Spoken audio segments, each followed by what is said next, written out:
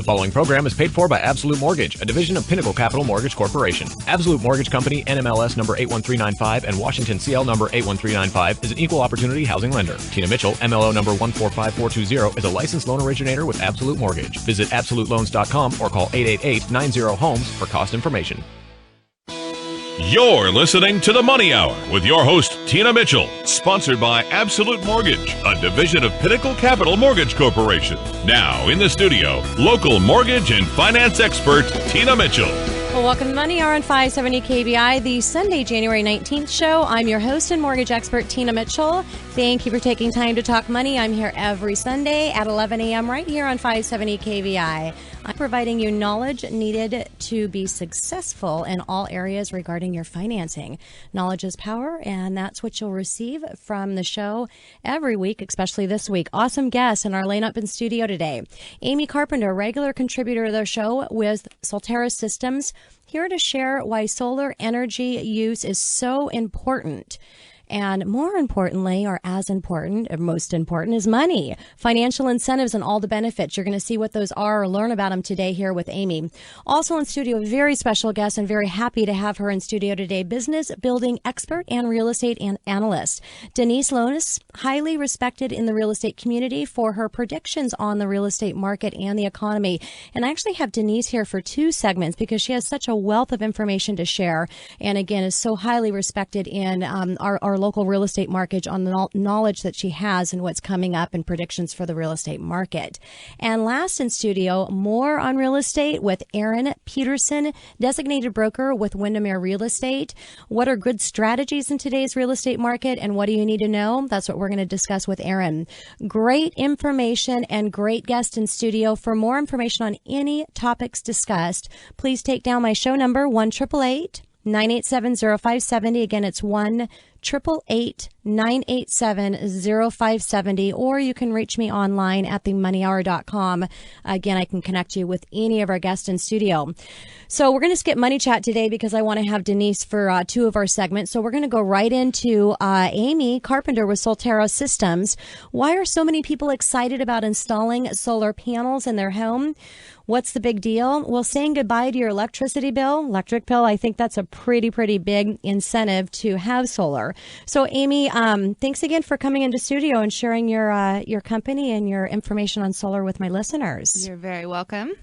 Aimee is solar design consultant and marketing director of Sol Terra Systems. She's been helping homeowners and businesses in the Northwest become more energy independent for the last 5 years. Sol Terra Systems is electronical and roofing company. They specialize in innovative rooftops and have been active in the Northwest since 2008. They have grown over 100% in a year and have won numerous awards. They design and install solar electric systems as well as install composite, metal, and flat roofing systems. Aimee, I just love starting out with Washington because we do get a little bit of rain here. We do. And with the rain, is solar a good choice right here in Washington State? It is. We have varying results throughout the year, but we actually have this reputation of being way more gray and not having enough sunshine than is actually the reality. When you compare us to Los Angeles, over 1 year, we get about 70% the annual sunlight that Los Angeles does, which is something I was very surprised to learn. Yep. But it does make us a very good candidate for solar energy production. We also have a mild climate compared to a lot of areas. Solar panels don't like getting super hot, which is contrary to logical reason, I would say. Sure. But the cooler the panels are, the more efficient they can generate electricity. So given that, our summer days, having sun from 6 a.m. to 9 p.m. without super hot temperatures means our efficiency here is great. So, Aimee, but what about right now with what's happening in our season and the weather? Is this a good time to install your solar system? It is, actually. So even on our super gray days, we still are going to be generating power because it's based on light making it through the clouds. So even our darkest days will generate around 10% of what you would see on a clear, sunny day.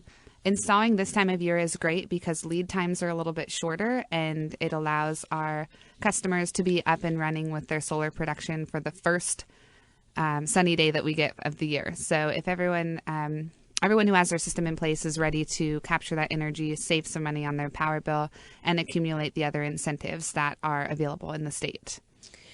So, Aimee, whenever I have you in studio, you just generate a lot of calls, and I think just talking about ways to save money, and when a listener hears and sees the benefit of what your company has to offer and what Solar System has to offer, anything new that's happening over at the company that you want to share with my listeners? Definitely. So we actually had some pretty exciting pricing breaks at the beginning of the year. So nice. anyone that's been thinking about solar, now is a great time to really explore that idea. As you said earlier in the show, knowledge is power, pun intended in my case, but it is something where you don't know what you don't know until you find out. So if you can look into solar, we're able to pull up people's roofs via satellite image and just check out what's available there for space, how much power could be generated, and how much money could you save on a monthly basis. So from our perspective, there's a couple new product offerings that have been able to lower the cost of entry for solar, which has also meant that there's a higher percentage of the investment in solar covered by incentives than there ever has been before. So, Aimee, and I can speak from experience because you've generated one of those reports for Dave and I, my husband, and it was pretty amazing. And I have so much appreciation for numbers, obviously, because my arena is mortgage. So I'm talking to clients about numbers and generating loan options all the time, and really being able to have a comparison to educate clients, because there are a lot of options to choose from. And I just really appreciated your report and the ability to look at all the different incentives and compare them side by side. So you can really see what has the highest green number at the end of that report, right? Exactly. Yeah, we're able to show not only the, initial investment or the upfront cost in solar, but also what is it really costing you over time once you factor in those incentives, how much can you save on a year-to-year basis, and even we're able to calculate a rate of return for customers. So it's a super valuable piece of information and something that clears away a lot of the misconceptions with solar. I think sometimes this is a pretty engineer-dominated industry, and I think one thing that our customers really appreciate is we can make it a little more simple than that. It doesn't have to be as complicated as one might think. So being able to do a side-by-side report, it's one page, it takes very little time to generate. It's just a great way to see if it's a good fit. So if you're listening right now and you have not done the research as far as solar on your home, I highly, highly encourage to pick up the phone, give my show a call, 1-888-987-0570. Again, it's 1-888-987-0570. You can talk directly to Aimee, and she'll get the information needed to generate one of these reports. There's no cost to talk with her to find out how much money they can actually save you. Let's talk about some other incentives, because there's some tax savings benefits. Can you share that with my listeners as well? Definitely. So there are actually quite a few incentives for solar. There's incentives at the federal level and the state level, and sometimes even at the local level, depending on where one of your listeners lives. But at the federal level, it's a pretty significant incentive. It's a 30% income tax credit. So basically 30% of your total investment in solar is going to come back to you in your first year on your tax return. Okay. There's no cap to that credit, so it's a straight 30% of whatever you choose to install, you'll be getting back. On the commercial side, they also are able to apply for a 30% tax credit, and there's also a 5-year depreciation schedule on solar, even though it has a life expectancy of around 30 to 35 years. Okay. At the state level, we also have two incentives. There's a sales tax exemption. So the entire installation, materials, labor, all of that is sales tax exempt. So that's almost 10% at this point in our state. And then the other thing that I think is probably the biggest surprise to different homeowners that I'm speaking with is the Washington production incentive. Basically what that means, Washington State is going to log all of the solar energy that's generated on a roof and then write you a check for that once a year. So even if you used it in your home, they're still going to pay you for it. Wow. So not only are you paid for your energy, you also don't purchase it from the grid. So you're getting paid and saving for power at the same time. That is awesome. And the rate that they're paying is between 2 times and 6 times the going rate of power. So that is something where those savings add up quite a bit more quickly than just the bill savings alone. But with all of those incentives combined, solar ends up being anywhere between 60% and 90% covered by these incentives. So even if, there's this misconception, I think, that solar is really expensive and it never pays for itself. And that's not the case anymore. And then the last thing I always like to mention is that we do have a really awesome financing option for solar. Yep. There's a local credit union that offers solar-specific loans. It's a zero-down loan program. It's a fixed rate, and there's no prepayment penalties, but it's amortized over 15 years. Okay. So it's something where you can go solar and really not impact your cash flow much at all. Yeah, that's awesome. So, Aimee, what about someone, if they're listening and they're thinking, you know what, I don't really know that I'm going to keep my home that long. Is it worth the investment to go solar? Most definitely. As long as someone's going to be in their home for 3 years or longer, I think it's worth looking into. Okay. If you're planning on moving in less than 2 years, it's probably better to just wait till the next home that you move into to consider solar. But anything over 3 years, given the incentives, which are transferable to the next buyer, given the warranties, given the life expectancy of solar, it's something that is going to add some significant value to the home. Even if someone is not super motivated by different reasons you would go solar, the home value increase is there because you've put something on your home that saves you and the future buyer money. Your cost to operate that home is less than a home without solar. Definitely. Aimee, thank you again so much for coming in and sharing your information with my listeners. And thanks for helping them, because I know you've saved a lot of my listeners money by getting solar installed. Yes. And just appreciate it. Thank you so much. Okay. Again, you want to talk to Aimee, 1-888-987-0570, 1-888-987-0570. Coming up next on the Money Hour. Do you want to know what's happening in our local real estate market, overall economy this year? Denise Lones, business building expert and real estate analyst, right here on 570 KBI after this short break.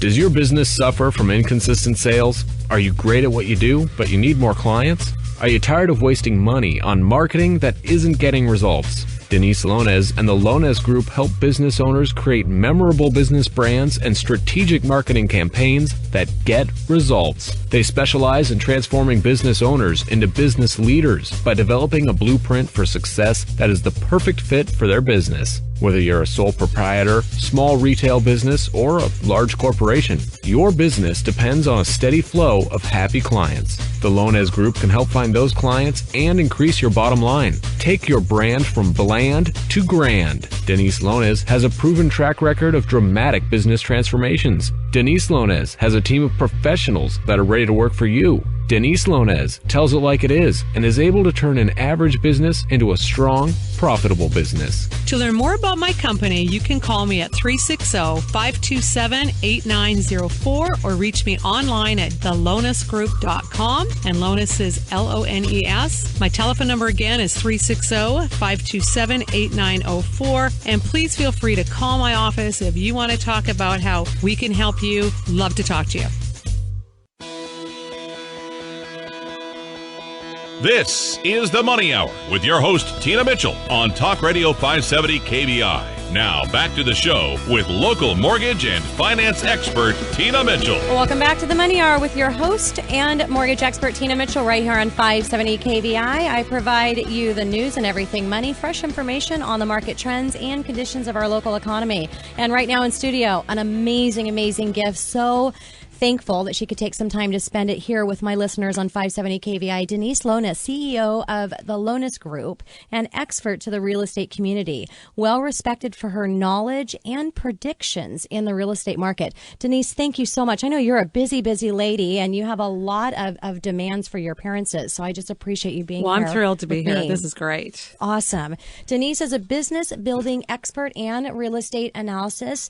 She has over 2 decades of experience in award-winning sales professionals and as sales team director. She's a speaker and certified instructor for the Washington Association of Realtors, the Washington State Department of Licensing, Housing and Finance Committee, and Women's Council of Realtors. As a columnist, Denise is a strong and well-respected voice in the real estate community, both locally and nationally. She was recently nominated as one of the 100 most influential real estate leaders by Eminem News. What a huge compliment that is, Denise. That was a big honor. I was really thrilled. Yeah. So let's go ahead and get started. I've been really excited to ask you just a simple question. What's going to happen in 2014 in our local real estate market? Well, 2014 is going to be a great year. And we started off a little slow, but that has a lot to do with the fact that, people were a little bit nervous after the government shutdown and, holidays came and went. But the reality is that all of the foundational factors that make for a good market are there, in addition to things like the obvious, which are interest rates. And the most important thing we have to look at is inventory, and we don't have it. We don't have enough of it. And one of the challenges that has happened over the last 8 years is that we have not been building new construction. And we have a huge deficit. And as the market started to recover, our short sales started to disappear. And when short sales and foreclosures go down, then we start to notice a lack of inventory. And one of the things that I think is really important for your listeners to know is that the country demands a certain supply of new construction. Sure. And we've needed, over 1.2 million units every year. That's what we need. And we just simply have not had that. We have not had that since 2006. Prior to that, we were building 1.2 million units, and we got down as low as 350,000. So we have approximately 6 years of a deficit of new construction. So what happens is that greatly affects resale because people that normally would buy new construction can't, so they're buying resale. But there's a lot of, there's good things that happen with that and bad. The good thing is the seller might say, this is great. I'm going to have a great year because of it. That means that my property for sure is going to go on the market and sell. But the negative side of that is that prices start to go up too quickly. And one of the concerns for 2014, and I know most listeners, if they're sellers, are happy. They're going, I'm happy. Inventory's low. I'm going to make some money this year. Sure. The other side of it is affordable housing, and we do have a need in our area for that. And one of the things that I look, in addition to tracking numbers, is I track people, generations. What's happening in our society? What trends are out there? Things as simple as cell phones affect real estate. People don't really understand how mobile technology affects that, how the change in housing needs, how our aging parents will affect real estate. Sure. So there's a lot that goes with it. But overall, 2014 is going to be robust. It's going to be active. There's going to be lots of activity, lots of demand. Unemployment rate is down. People are feeling better about the market. Sure. And with also the rise in rental rates, people are saying, I don't want to pay those high rates. Yep. I want to buy.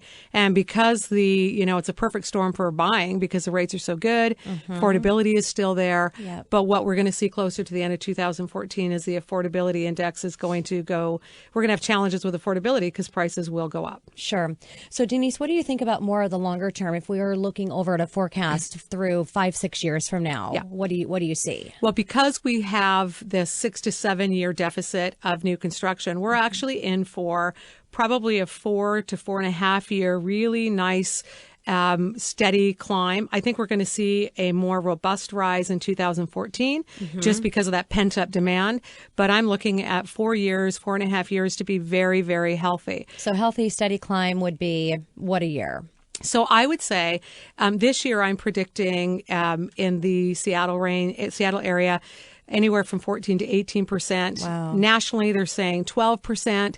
However, in some areas and in some particular styles of homes, you're going to see 20, 25. As high in some areas as 30%. So, for example, in 2014, if you live in a one-level home in a high-demand area, you're going to see 20 to 25% because we don't have enough housing for one-level home occupants. We just don't have it. Okay. And what about for over the 5-6 year period? 5-6 year period, I'm saying we're going to see a steady climb of around 8%, 9%, very healthy. We are, if we look back from 1975, consistently since 1975, the state of Washington has seen a growth of about 6.3%. That's really good. Yeah.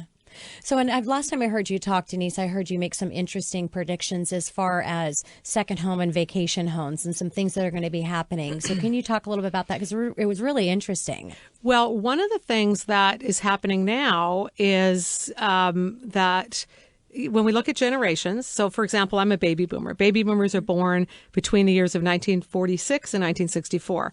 But my parents are those born 1925 to 1945. A lot of that demographic is passing on. And what they're doing is they're passing their wealth on to their children. And while the silent generation was a generation that was all about paying your debt off, not leveraging, not credit, everything was cash, what's happening is they are passing their wealth on to the largest generation of credit individuals. So, for example, baby boomers are not afraid of credit. They're not afraid of leverage. They actually like real estate. They like investing in real estate. So what's starting to happen now is that second home communities, vacation communities, baby boomers are saying, okay, I've worked real hard for the last 20 years. Now, you know what? I have some money and I'm going to do something with that money. And they're buying vacation homes, and vacation homes, second home communities are already starting to see a large demand. And you have predictions for a great market in Eastern Washington. Yes, Eastern Washington is slated for fantastic growth for a whole bunch of reasons. Some of those reasons has to do with the fact that tech companies are looking at Eastern Washington because the cost of energy over there is so much more affordable. So what you're doing is not only are people going to Eastern Washington for the weather and the recreation and the fact that they don't have to get on an airplane and fly somewhere to be able to enjoy great weather, but now also people are investing over there because they can see that these large companies that are investing have to bring in employees. Employees need housing. So there's a lot of growth in Eastern Washington. I'm very, very pro Eastern Washington and the growth that we're going to see there. So really, really great opportunity. If you are listening and you're thinking of buying an investment property or a second home, it's a really good area maybe to take a look at and get into. Absolutely. While the prices are still affordable. You bet. So let's get back to market time. Began to decline quite rapidly in late spring of 2013. Why is this, and what do you see happening this year? Okay, so what happened at the beginning of 2013? The beginning of 2013 was actually a little bit quiet, and then all of a sudden, it was like everybody was lining up to buy real estate. And what happened was consumer confidence went up. Everybody started to feel better. And the minute that consumers feel happy, they spend money. That's the bottom line. The minute that consumers get really concerned about things, they slow down. So what happened in the beginning of 2013 is people felt better. They could see numbers across the board were starting to improve. And they had been waiting so long to do something that they decided now is the time. So the spring of 2013, we were seeing 5 offers, 10 offers, 15 offers, 20 offers on properties in those higher demand areas. And then what happened is we got through the summer, and then we started to see another little bit of a robust run in August. And then in September, we had government issues. We had issues over the debt ceiling. We had issues over, can we actually wake up on Monday and pay our debt? Are we going to shut the government down? And then what happened is the government did their shutdown, and it had a monumental negative effect on the economy, on real estate, because what happened is it's not like those buyers and sellers went away. They just went on hold. And what happened is it really scared people. Now what's happening is people are talking more about things like the debt and the debt ceiling. And we have $17 trillion worth of debt, and people are concerned about it.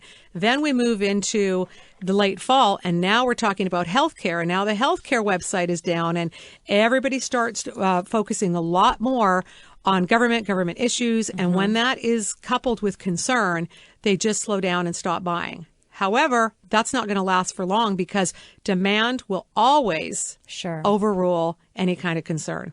Do you see a government shutdown happening again? No. I mean, do you have any concerns there? I don't, because I think I'm hoping it never happens again. I think I would hope that the government has looked at the same numbers that I have that have absolutely shown emphatically that the day they shut down the government, from that point on, we saw the first time in a year and a half a drastic decline in our pending numbers. It was just like overnight. So I think I'm hoping the government looks at the numbers and says, you know what, this probably wasn't the smartest thing we did. So I don't think they're going to be doing it again. Hopefully they learn from a mistake. I will hope. So let's talk a couple minutes about market time, affordability index, measuring the relationship between median home prices, median household incomes, and interest rates. The direction that you see the housing affordable index heading What is that? Well, basically, that what the Housing Affordability Index tracks is it tracks how affordable it is for people to be able to buy houses. And right now, things are great for people because those rates we look at house prices are still relatively low. Interest rates are extremely low, but our incomes have not gone down. So we have just come through the highest affordable period of time in literally the last 25 years.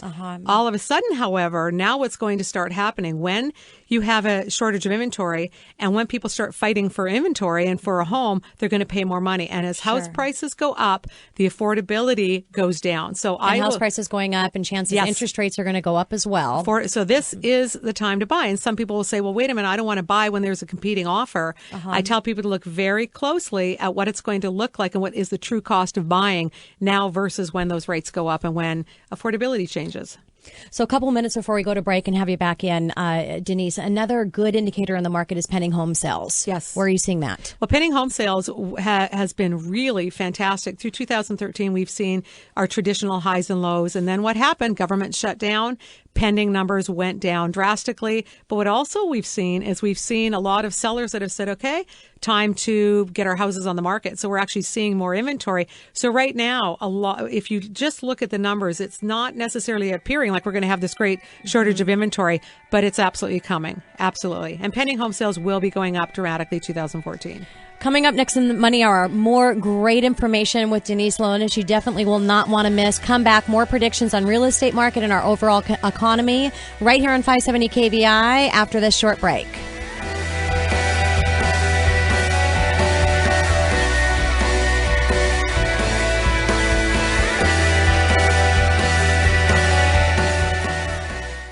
Free electricity from your roof? It's possible with solar energy. Here's Aimee from Sol Terra Systems. There's never been a better time to install solar in Washington, and yes, we do get enough sun. Incentives cover over 50% of the installation cost and zero down financing is available. Enjoy watching your meter run backwards this summer by installing solar now. Go to useyourroof.com to find out how easy it can be. That's useyourroof.com or call 800-865-9005 to get your free site assessment from Sol Terra Systems. This is the Money Hour with your host, Tina Mitchell, on Talk Radio 570 KBI. Now, back to the show with local mortgage and finance expert, Tina Mitchell. Well, welcome back to the Money Hour with your host and mortgage expert, Tina Mitchell, right here on 570 KBI, bringing in expert advice and inside knowledge on today's events and local economy and how it can affect your money. And back in studio, or still in studio for another segment, Denise Lones is a business building expert in real estate analysis. She has over 2 decades of experience as an award-winning sales professional and a sales team director. She speaks. She's a speaker and a certified instructor for the Washington Association of Realtors, at the Washington State Department of Licensing, Housing and Finance Committee, and Women's Council of Realtors.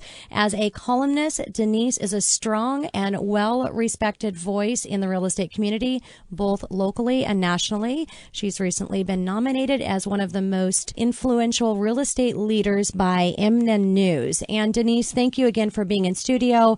Happy to have you for 2 full segments here. That's fantastic. Yeah, because you've got so much information to share. And again, just the wealth of respect that you have in the real estate market as a coach and a trainer, and predictions of what you think is going to happen in the coming months and years in our real estate market. So it's just awesome. So I'd like to talk a little bit about, according to the Federal Housing Finance Agencies, the house price index in the third quarter 2013, nationally, house prices rose 2% from the previous quarter and up 8.4% since the third quarter of 2012.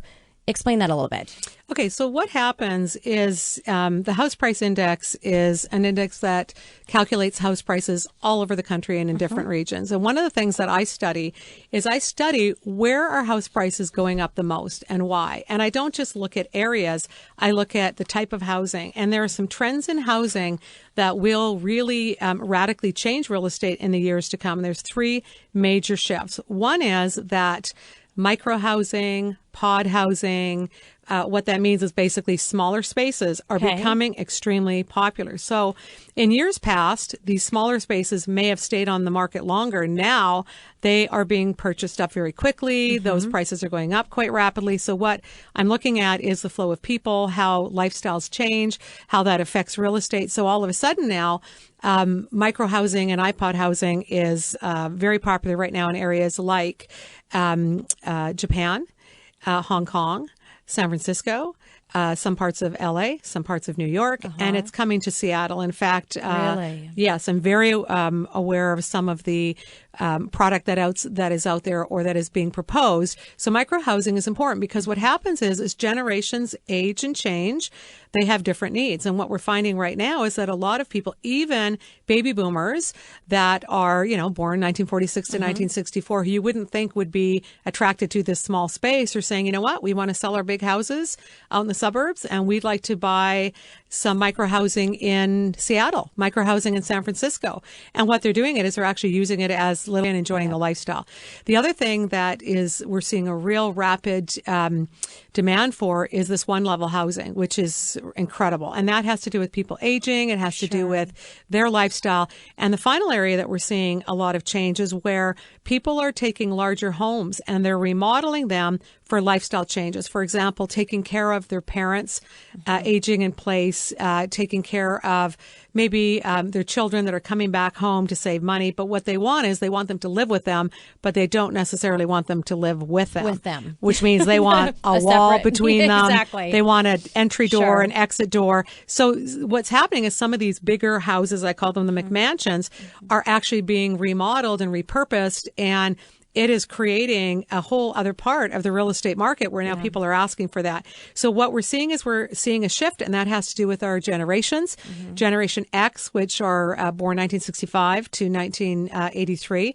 That generation, that's you. So that is a generation of people that are they are lifestyle people. They care about lifestyle and relationships and experiences, and they want experiences. So they're also attracted to this micro housing. So micro housing is going to have a big effect on the Seattle marketplace in the next 5 years. Absolutely. Wow.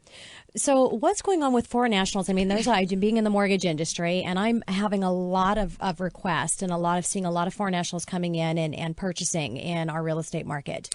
Okay. Well, first of all, there's lots of interest because foreign nationals are saying, you know what, I feel better about the United States. Okay. So their confidence level has improved dramatically. A year and a half ago, huge concern because all of a sudden that foreign money wasn't coming in. So what's happening is we're looking good. We're looking good because our prices are still fantastic. Rates are fantastic. Now, here's the thing.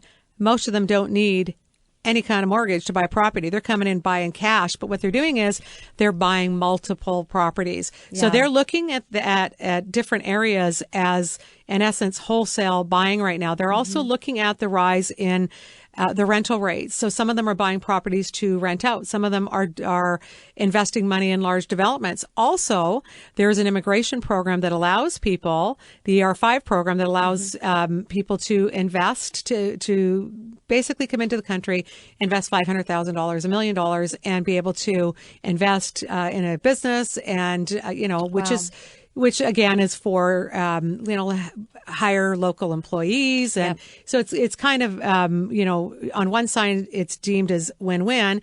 Other people find it frustrating because also now it's another demand in housing. Exactly. So we've got population increases, we have got an aging population. The other thing we have is we've got a divorce rate that is going up. And when people divorce, they need more housing. Yep. So we've got all these things that are starting to create this demand. And the other thing we have is we have people that are moving here from areas that are having some challenges. So for example, there are some areas in California where they've had some challenges with cities going in financial trouble, and where the police departments are downsizing, and people worry about safety and security.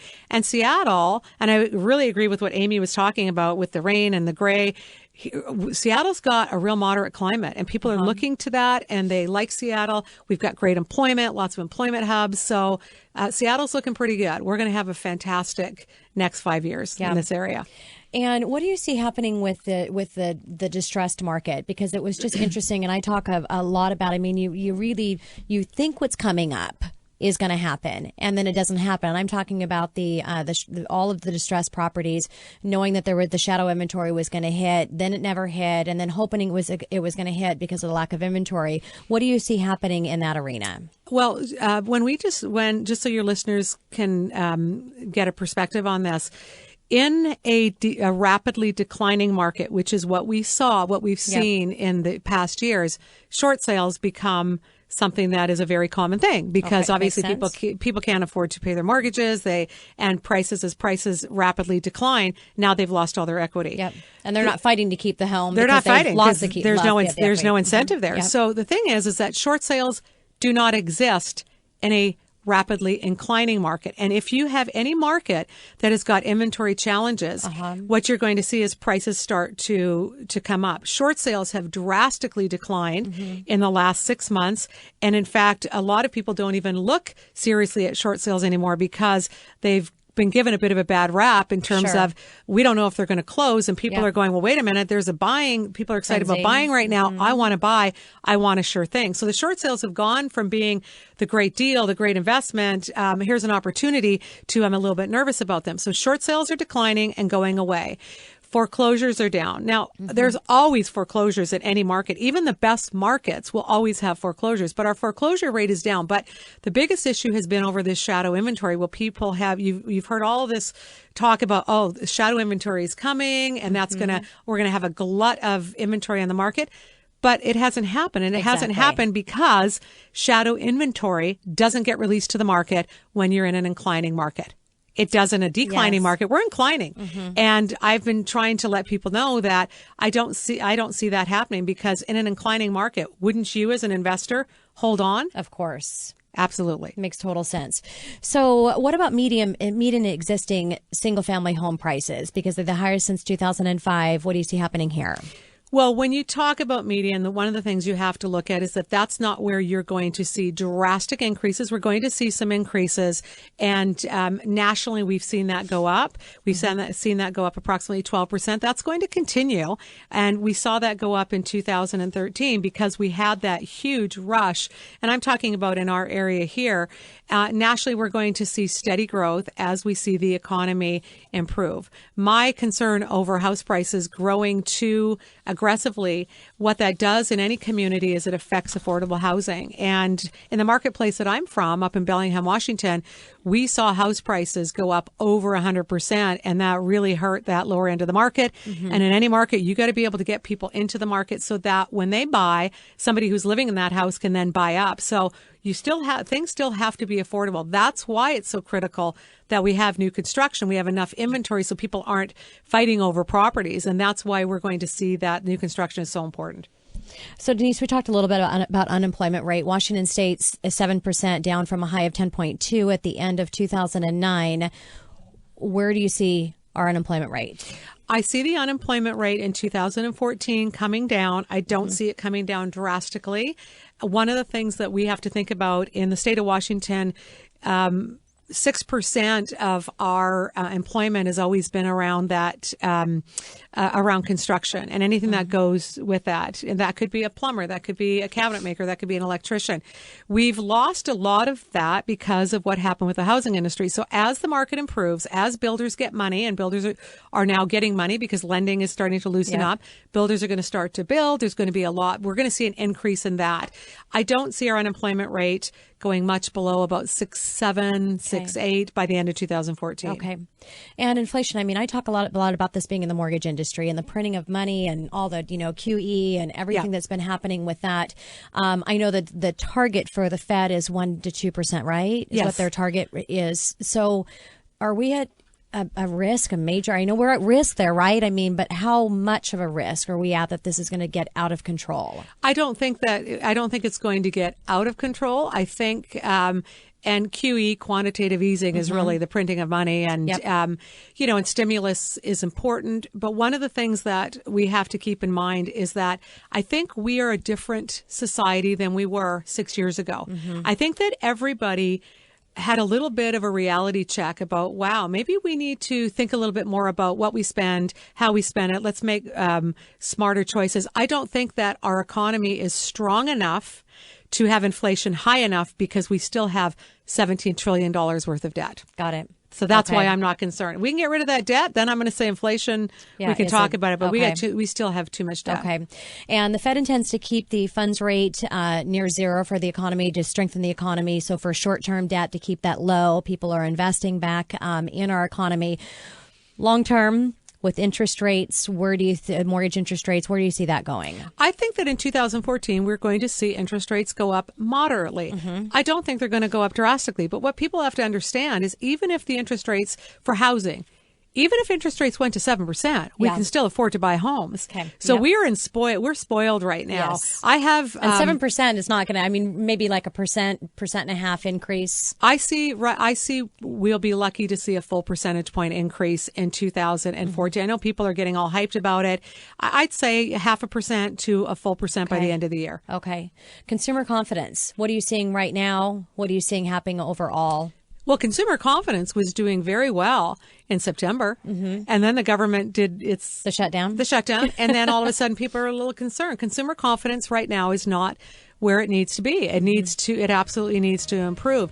Consumer confidence, the real test is going to be in February when we get back to the discussion of the debt ceiling. Yeah, makes But total until then, sense. I think we're going to stay pretty close to where we're at right now. Denise, thank you so much, very, very much for coming into studio. And I hope that my listeners can have the privilege of you coming back sometime in the near future. Absolutely. We'll have you back at least to talk about next year's predictions. You bet. Okay, Absolutely. Awesome. Coming up next on the Money Hour, biggest purchase you'll make in your entire life is a home.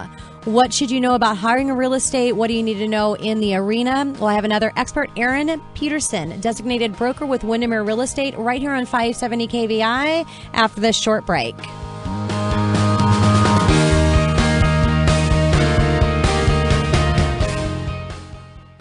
Does your business suffer from inconsistent sales? Are you great at what you do, but you need more clients? Are you tired of wasting money on marketing that isn't getting results? Denise Lones and the Lones Group help business owners create memorable business brands and strategic marketing campaigns that get results. They specialize in transforming business owners into business leaders by developing a blueprint for success that is the perfect fit for their business. Whether you're a sole proprietor, small retail business, or a large corporation, your business depends on a steady flow of happy clients. The Lones Group can help find those clients and increase your bottom line. Take your brand from bland to grand. Denise Lones has a proven track record of dramatic business transformations. Denise Lones has a team of professionals that are ready to work for you. Denise Lones tells it like it is and is able to turn an average business into a strong, profitable business. To learn more about my company, you can call me at 360-527-8904 or reach me online at thelonesgroup.com, and Lones is Lones. My telephone number again is 360-527-8904, and please feel free to call my office if you want to talk about how we can help you. Love to talk to you. This is the Money Hour with your host, Tina Mitchell, on Talk Radio 570 KBI. Now, back to the show with local mortgage and finance expert, Tina Mitchell. Welcome back to the Money Hour with your host and mortgage expert, Tina Mitchell, right here on 570 KVI. I'm here to help you build a strong financial blueprint 1 week and one show at a time. In studio right now, Aaron Peterson, designated broker with Windermere Real Estate, here to continue our discussion on real estate. Aaron, thank you for coming in, first-time guest in studio. Thanks for having me. And Aaron, again, is the designated broker with Windermere Real Estate in Renton and has 18 years specializing in real estate in the greater Seattle area. He is an educator and trainer specializing in Windermere Ninja program and a contract review specialist. He's also experienced in land development and assessing opportunity. So, Aaron, we had the privilege of having Denise talk right before you, and she gave some predictions of the real estate market for 2014. Mm-hmm. What are your thoughts? What do you see happening for our opportunity here in real estate? I think that what she had to say was all very accurate. I agree with everything she had to say going forward. The interest rates may raise a little bit. It's not going to affect the market that much one way or the other. You've got a lot of jobs here. A lot of people are constantly moving here. And that's always going to create a need for housing, which we have had a little trouble fulfilling here with new construction especially, and condominiums even for that matter, because downtown they stopped building them for quite a while, and now they've got to fulfill that need as well. Yeah. And speaking of condos, Aaron, I do want to ask a question on that because I've had a lot of things come over, my desk, and just recently in a 4-unit condo where one of the units is delinquent on their HOAs, with obviously 1 unit out of 4 is a big issue. With condos, are you advising your buyers, is that a good investment looking into condos versus single family homes? What are you seeing? Are you seeing any shifts there, or? Well, over the last year, in 2013, condo appreciation was up huge. It was up like 18% over the 21 county region that's in the multiple. Wow. So lots of demand. A lot of demand for condos. It depends where they're at, I suppose, as far as is it a good investment for somebody? A lot of them had to get their FHA financing back in order, and they had to make sure that things like reserves were where they need to be in order to do that. Yeah. So, in a 4-unit complex, that can be a huge issue if you've got one person that's delinquent. Yes. I read an article not that long ago on MSN that talked about somebody actually in a home that was actually a part of a homeowners association that was delinquent on their homeowners dues of $288, and they got foreclosed on and lost a $120,000 home. Are you serious? It's very serious. So don't pay those homeowners association dues. That's right. Don't be delinquent on those. That's so right. We've seen a lot of multiple offers happening, Aaron, especially in the awesome market that we are right here. And as we've been talking today about the lack of inventory, what do you see happening with these multiple offers? There's not as many as there were in the beginning of 2013, or I should say the spring of 2013, but there still are situations where I think it's more of a strategic thing in certain areas, or if there's a neighborhood that's in such high demand, maybe a school district, maybe just a particular area where it demands, there has such a high demand that there will be multiple offers regardless of what it is. Yeah. So not as many as there were, but definitely they're there. Got it. And what about the values of residential properties historically? Historically, I read an interesting article in The Economist where they talked about where are prices now, and are they historically at value, below value, above value? Right now they're saying they're right at value, where they should be. Maybe in the end of 2012, you were able to get something that was undervalued, but according to a Case-Shiller index, and there's a formula they put based on income and rental values, it shows that we are at a value that is where it should be. Reasonable and where we should be. Yeah, exactly.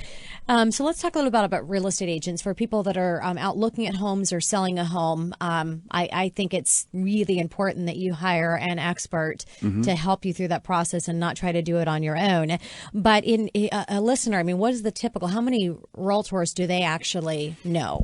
Well, the last report I heard is the average person knows 10.2 real estate agents. Really? That's right. That's a lot. That means there's a lot of you guys out there, right? That's right. There's quite a few. And it seems as the market improves, there's always a few more getting into the business. Yes, yes. So that being said, typically people are going to use somebody they know, like, and trust.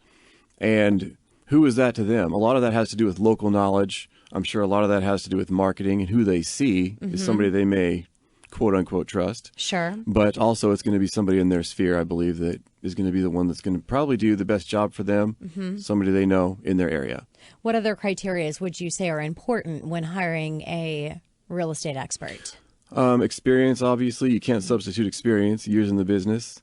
I think the company matters to a certain extent, but again, it's somebody that you personally can trust. So, years in the business, local knowledge. I think those are the two biggest things. I think that, and that's huge. I think you'd mentioned, people coming back into the industry. I think there's a lot of real estate agents that got out in the crisis when everything fell apart in 2008. They got out. Now they're coming back in. For sure. I don't know really that is the best. Find out the ones that were in 2008, stuck around through the crisis and are still here, because those are the quality high performers, and they're really in this for a career. That's right. Because a lot of people, as the market starts recovering, they come back in as not as a career, but just as an opportunity, and they don't have that experience. I think that's really important. Would you agree? I would agree. And you'll see people in the industry, you'll see people jump from mortgage to real estate to title to escrow. And I think that isn't something you want. You want somebody that's steadily where they're at and consistently been there all along. Okay. And what about the importance of working with a realtor? A realtor is going to give you a higher ethical responsibility. Can you explain to my listeners what the difference is? Well, an agent is somebody that has their license. Okay. They can sell real estate in the state of Washington. A realtor is someone that has their license and also has a higher ethical responsibility based on being a realtor. You pay dues to the Realtor Association. The main responsibility of the Realtor Association is to help make sure realtors are accountable. And then in addition to that, they do a lot of lobbying and making sure that realtors are protected under the state laws as well. So let's talk about, we talked a little bit about with Denise about new construction. In our market here, I mean, we only have so much land. Right. What do you see happening with new construction? I think that you'll see a lot more new construction in the suburbs. There's certain areas down south, especially maybe outside the city, that have been overbuilt. So they won't be having as much or a high as percentage as somewhere else as far as building now, because they don't need to. But where there's jobs, and around here geographically, we have a bit of a challenge just with hills and the amount of land use, permitting, zoning, and whatnot. So I do see it continuing. And there's always going to be that need for housing. But at the same time, you can only work with what you have. Sure. So in this competitive environment, Aaron, being the designated broker for Windermere at the Renton office, you're doing a lot of coaching with agents and really helping to educate on the best ways to represent your buyer or seller. But this question going towards the buyer because of the multiple offers, and we'll probably continue to see those. How are you coaching your agents to stand ahead or stand out in a multiple offer situation? That is a great question. And differentiation is the key in a situation like that. Differentiation, that's the word I was looking for. Right. Well, I had one situation. I don't sell a lot, but I do help people that I have helped before. And I had a situation last year where there were 14 offers. And I offered to present my offer in person. And I had the potential buyer write a letter describing themselves, including that with the offer. And I was one of two that asked to present the offer in person. Really? And we won. It didn't hurt that my buyer was all cash. But at the same time, it goes a long way. When you are face-to-face with somebody, you can explain your position. You can show a lot more about yourself and about your client when you're in front of somebody.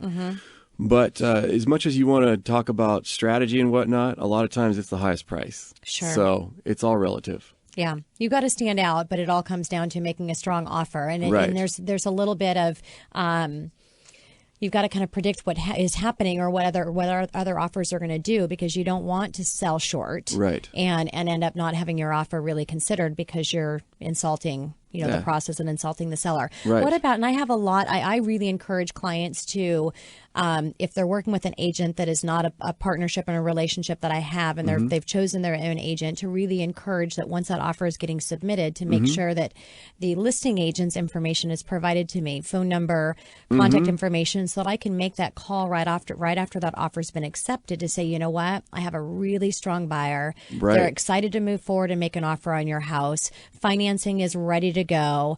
I guarantee my closings if we don't close in 30 days. Otherwise, I pay them $1,000. Right.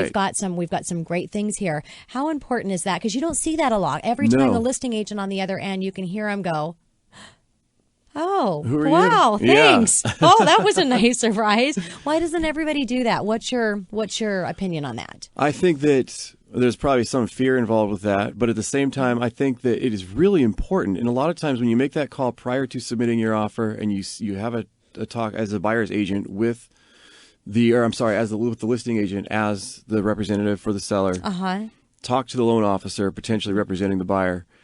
There's so many questions that can be answered. Yes. And when you know about down payment, you know about the terms, you know about where they're coming from, maybe they could put more money down if it's important to the seller. Yep. Or maybe there are some other things. So many times in a multiple offer situation, the terms are much more important than the actual price. Yes. If you allow the seller to stay there a little longer or something like that, it can go a long ways. So it's as much as it is the price, sometimes there are other things you can do to substantiate that. Yeah, understanding the whole picture. And let's talk about terms. I'm going to go to mortgage terms because it's a little frustrating being a mortgage advisor. And sometimes I'm going to ask this question because I really still don't know what the answer is because I'm kind of conflicting at but you want to educate clients on loan options. Right. And I believe in maximizing mortgage because the cost of money is so inexpensive. As long as you're not leveraging to where you can't afford or you're not leveraging to make sure you've got a cushion and you can get through those hard times because that's a bad mistake. Right. But being too overly cautious can be a big financial mistake as well because the cost of money is so inexpensive. We get the tax deduction on our interest. So when somebody has a 20% down payment, I want to show them a 5% down with the buyout of mortgage insurance because you don't have to pay monthly PMI. You can do a one-time buyout, great credit. Right. It's very, very inexpensive, but in a multiple offer situation, everything's equal in price. Everything's equal on the table except for one's 20% and one's 5%.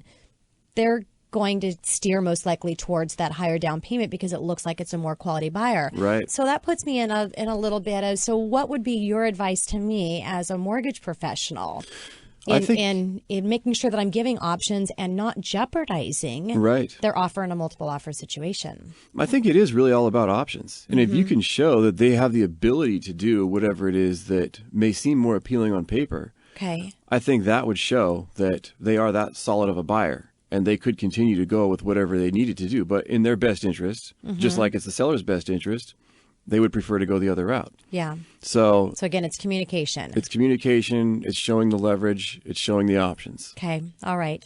Now, in this market, sellers get a little greedy because it is multiple offers, so they think they can get anything that they want for their house. That's right.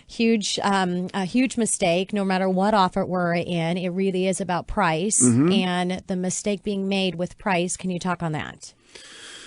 From a seller's point of view. From a seller's point of view, you're talking about pricing the home too high? Or from a seller's, yes. Exactly. Well, when you price the home too high to start with, it becomes stale. You end up where your market time, you probably end up taking, the short answer is you probably end up taking between 3 and 5% less than you probably would make if you price it right to begin with. Huge difference. Huge difference. So if you price the home competitively to begin with, you hear all the time the seller will say, let's just put it out there and see what happens. Yeah. That's great. But at the same time, you're going to limit the people that are going to come and see it. People are so savvy right now. They have so much access to information online that they're going to know. And it's going to turn them off, and you're not going to have people come and take a look at your house. Yeah. So price is important. Reputation, industry knowledge with your real estate agent is important. Right. Aaron, thank you so much for being here to share your information, your wealth of information with my listeners. It was a privilege to have you in studio. Thank you. It's a pleasure. And to all my guests and all my listeners out there, go Hawks. Enjoy the game in just a few hours here. We're going to take it and go to the Super Bowl, right? No question. And turn the mics back on. Go Hawks. We're all excited to see the game today, and I know that we're going to kill it. This is your host and mortgage expert, Tina Mitchell, signing off for the day. Again, all of you, thank you so much for being here, listening to my show. Great information, great guest. I'm going to be back right here, same place, same time, next week on 570 KVI, next Sunday. Have a great weekend.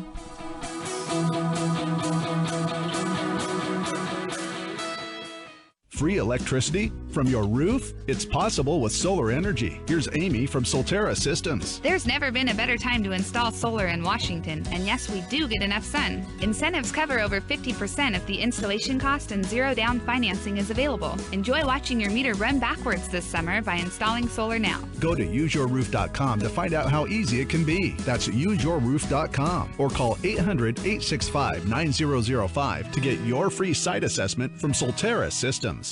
The preceding program was paid for by Absolute Mortgage, a division of Pinnacle Capital Mortgage Corporation. Absolute Mortgage Company, NMLS number 81395 and Washington CL number 81395 is an equal opportunity housing lender. Tina Mitchell, MLO number 145420, is a licensed loan originator with Absolute Mortgage. Visit absoluteloans.com or call 888-90-HOMES for cost information.